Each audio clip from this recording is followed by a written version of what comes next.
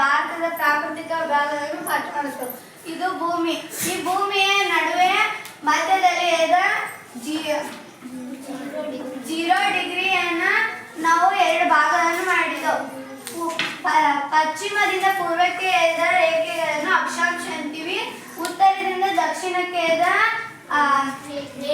ರೇಖೆಗಳನ್ನು ರೇಖಾಂಶ ಅಂತೀವಿ.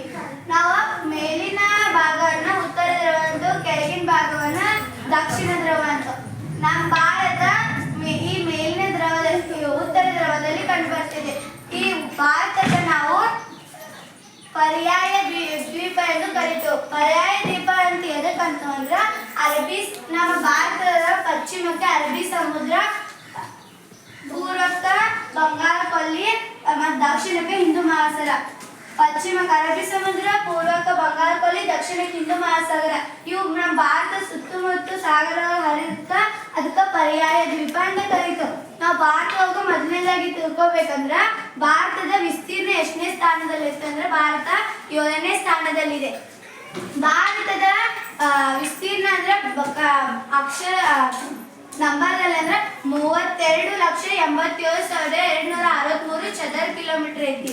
ಭಾರತ 2022 ವಿಶ್ವಸಂಸ್ಥೆಯ ಇದ್ರೊಳಗ ಜನಸಂಖ್ಯೆ ಒಳಗ ಪ್ರಥಮ ಸ್ಥಾನ ಐತಿ. ನಾವು ಈಗ ಭಾರತ ಇವನ್ನ ಇದು ಮೇಲಿ ನಾವು ಭಾರತ ಒಳಗ ಅಡ್ಡಗೆರೆಯನ್ನು ಎಳೆದಿವಿ. ಆ ಅಡ್ಡಗೆರೆಯನ್ನ ಮೇಲಿಂದು ಮಾಲ ಪ್ರಸ್ಥಭೂಮಿ, ಕೆಳಗಿಂದು ದಕ್ಕನ್ ಪ್ರಸ್ಥಭೂಮಿ. ನಾವು ಈ ಎಳೆದ ಗೆರೆಯನ್ನ ಈ ಪಶ್ಚಿಮದಿಂದ ಪೂರ್ವಕ್ಕೆ ಎಳೆದ ಗೆರೆಯನ್ನ 68 ಡಿಗ್ರಿಯಿಂದ 97 ಡಿಗ್ರಿ ಪೂರ್ವ ರೇಖಾಂಶವನ್ನು ನಾವು ಭಾರತದೊಳಗೆ ಎಳೆದು. ಈ ಭಾರತದೊಳಗೆ ಕಂಡು ಬರುವ ನೆರೆ ದೇಶಗಳಂದ್ರ ಪಾಕಿಸ್ತಾನ, ಅಫ್ಘಾನಿಸ್ತಾನ್, ಚೀನಾ, ನೇಪಾಳ, ಭೂತಾನ್, ಬಾಂಗ್ಲಾ, ಮಯನ್ಮಾರ್ ಮತ್ತು ಮಾಲ್ಡೀವ್ಸ್ ಅಂತ ಕಂಡು ಬರ್ತಾವ ಮತ್ತು ಶ್ರೀಲಂಕಾ ಅಂತ ಕಂಡು ಬರ್ತಾವ. ಭಾರತದೊಳಗ ಪ್ರಾಕೃತಿಕ ವಿಭಾಗಗಳಂದ್ರ ಈಗ ನಾವು ಈ ಸೈಡ್ ಇದು ಕಾಣತಿದ್ರೆ ಇದಕ್ಕೆ ನಾವು ಪಶ್ಚಿಮ ಘಟಕಗಳಂತವು, ಮತ್ತೆ ಈಚ ಕಡೆ ಇದು ಕಾಣತಿದ್ರೆ ಇದಕ್ಕೆ ಪೂರ್ವ ಘಟಕಗಳಂತವು. ಈ ಸೈಡ್ ಕಾಣೋದ ಕರಾವಳಿ ತೀರ ಪ್ರದೇಶ ಅಂತ.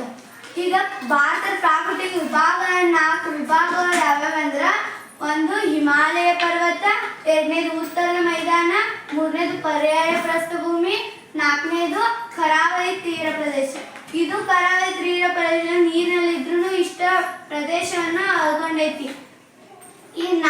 ಇಲ್ಲೊಂದು ಇದೈತಿ, ಅದ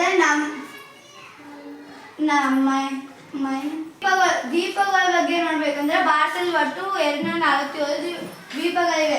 ಅದ ಅರಬ್ಬಿ ಸಮುದ್ರ ಎಷ್ಟು ದ್ವೀಪಗಳ ಅಂದ್ರೆ 43, ಬಂಗಾಳ ಕೊಲ್ಲಿಯಲ್ಲಿ 204, ಒಟ್ಟು 247 ದ್ವೀಪಗಳಿವೆ. ಈಗ ದ್ವೀಪ ಅಂದ್ರೆ ನಾವು ಏನ್ ತಿಳ್ಕೊಬೇಕಂದ್ರೆ, ದ್ವೀಪ ಅಂದ್ರೆ ಸಾಗರಗಳು ಸುತ್ತಿರ್ತಾವು, ಅದಕ್ಕೆ ನಡುವೆ ಭೂ ಪ್ರದೇಶ ಇರೋದಕ್ಕ ದ್ವೀಪ ಅಂತ ಕರಿತೀವಿ. ಇಲ್ಲಿ ಲಕ್ಷದ್ವೀಪ 43, 204, ಟೋಟಲ್ 247 ಪ್ರದೇಶಗಳಿವೆ.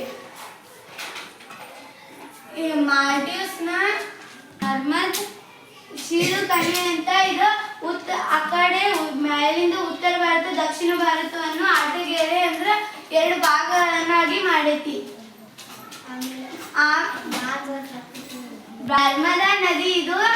ನರ್ಮದಾ ನದಿ ಇದು 2 ಭಾಗಗಳನ್ನು ಮಾಡೈತಿ. ಒಂದು ಉತ್ತರ ಭಾರತ, ಇನ್ನೊಂದು ದಕ್ಷಿಣ ಭಾರತ.